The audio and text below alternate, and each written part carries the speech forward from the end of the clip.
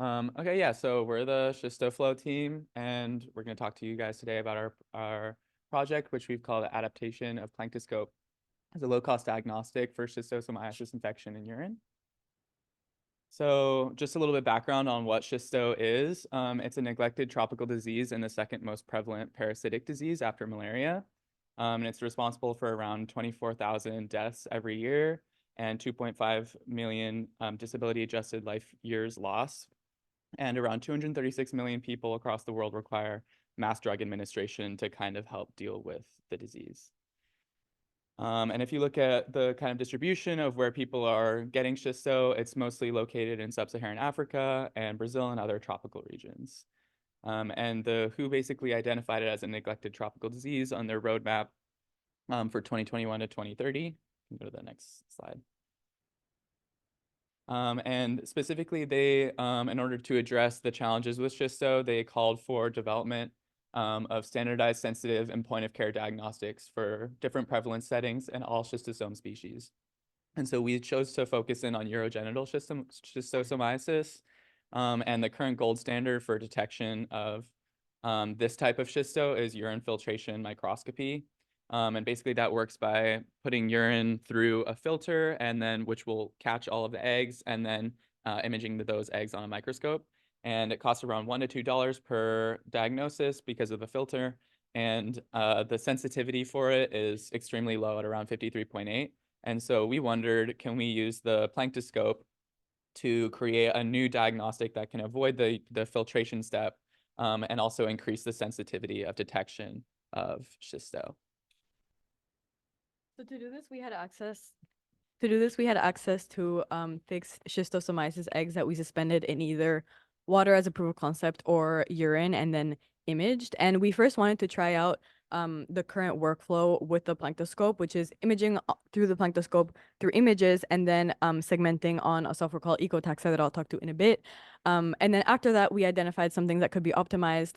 The current workflow is here at the bottom, and then what we tried to optimize is here at the top. So first we tried to image with what is currently done. So we put schistosomiasis in different concentrations in urine and imaged 10 mL of urine, which is the current volume used for diagnostics. And we wanted to be able to test a wide range because there is a threshold for how many eggs are in 10 mL of urine that make it either a heavy or a light infection.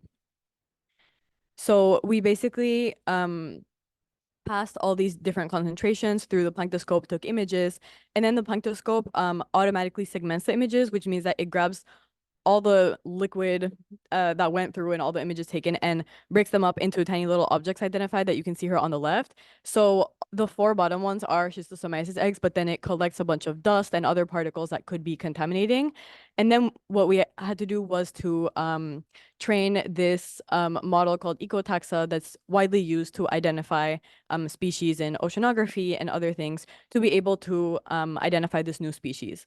And that was done by manually validating what looked like a schisto egg, which are all these little green boxes here. And then we trained it on more of our photos to see if it could correctly identify that versus all the other particles that could be in urine. And here, compared to what we had manually labeled on the left in green, it could, with accuracy of like 63 to 97%, detect schistosomiasis in these boxes in blue in blurry conditions, like high light conditions, low light conditions, which we wanted to optimize for depending on what the collection situation was. However, we did identify that this took a long time, mainly because the segmentation of the Planktoscope takes a really long time. So for 10 mL of urine, it took approximately like 2 to 3 hours to break up all the photos we took into the little objects. So we thought that maybe if we trained our own segmenter and then classifier, it could perform much faster and reduce the time of diagnosis. And we tried to do this through 2 main things, which was collecting videos instead of images, since the like start and stop of flowing and taking images takes a long time, and then also training a new segmenter that takes less time than the Planktoscope.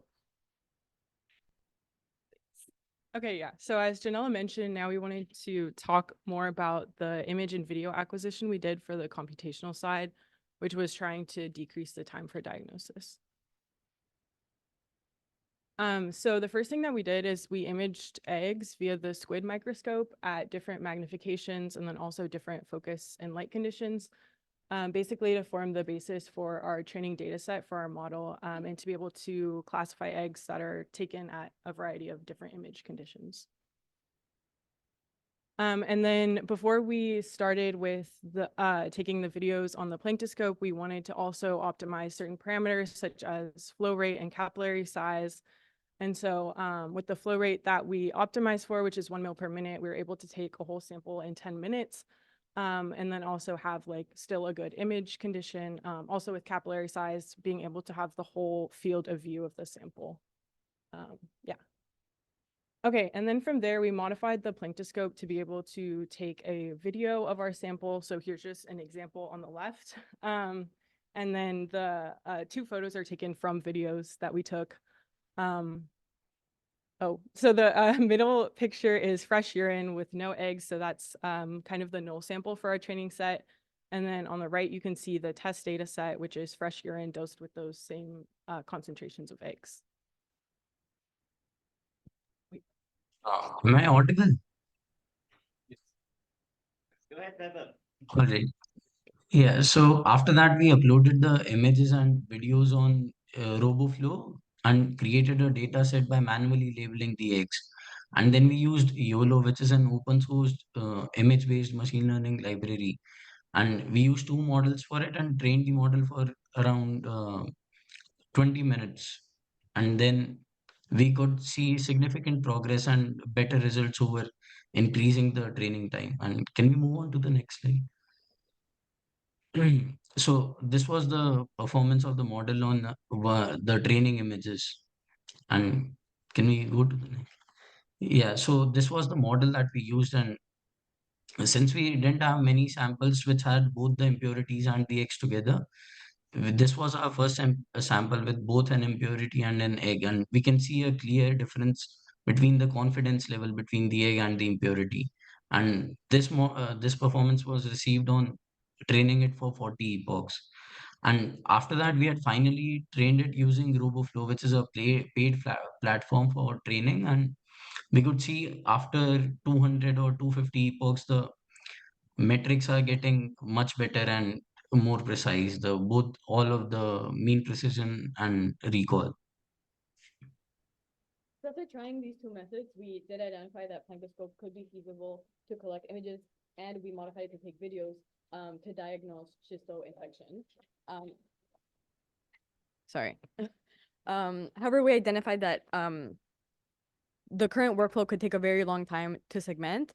So even though the classification, like performance metrics between Ecotaxa and YOLO are comparable at this point, more optimization is needed with YOLO, but YOLO would be preferred in the future due to lower time of diagnostic. So as for further work, we actually classified it on a very specific species of schistosomiasis that's present in intestinal schistosomiasis, but we want to train this on the specific species that happens in urogenital schistosomiasis, which actually looks like this, but we trained it on what looks like this here on the left. So that would be the first immediate step. And then a big cost and also time constraint of the Planktoscope is that there's a pump that moves the liquid through the tube. But if we could investigate a gravity flow driven mechanism to remove the pump from the design and reduce the cost, that would be also very beneficial. And lastly, we could increase the speed of classification using a neural compute stick that would allow the segmentation and classification of our algorithm directly on the Planktoscope as it's acquiring. And after all this, the final step would be to conduct sensitivity and specificity tests on actual clinical urine samples, since we tried our best to replicate what a urine sample with eggs would look like, but there could maybe be some other things in there. Thank you.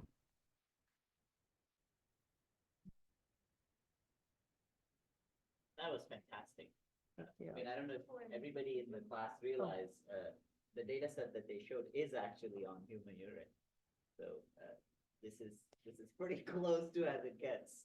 The only caveat Oh, is that I can see the egg is the intestinal egg as compared to the. But other very things that similar. could appear as eggs. Any questions? I think, Yeah, go ahead. yeah, there's a few on Zoom. I'll choose one. Ravi asked, are there any other things that could appear like eggs? And yeah, that's a great point. That's something that we wanted to look into when we imaged the real urine. And the main thing, we also looked into other diseases that could make it look like eggs in urine. And there aren't that many that appear in urine, but the main thing are called urine casts, which are like debris from calcified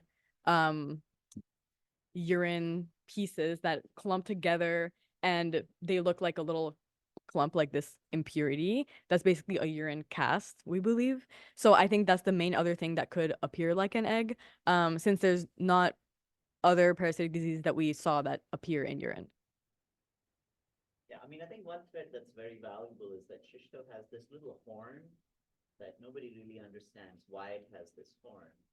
But it's like a little unicorn horn. That's the telltale sign. So when we train people, Yeah. that's what we look for right there. Yeah. And even if the object, and I think this is why I love the flow-through system, the object is actually tumbling in flow. So if the horn was not visible in one image, technically it should be visible as it's going by. Yeah. Yeah, and that's why we think that taking video instead of photos will be really, really useful. And the comment on the segmenter, we know that for a long while. It's just, there's no reason to segment on the unit itself. And also this is where the compute stick comes in. Yes, for sure. Okay, to be continued. This was awesome.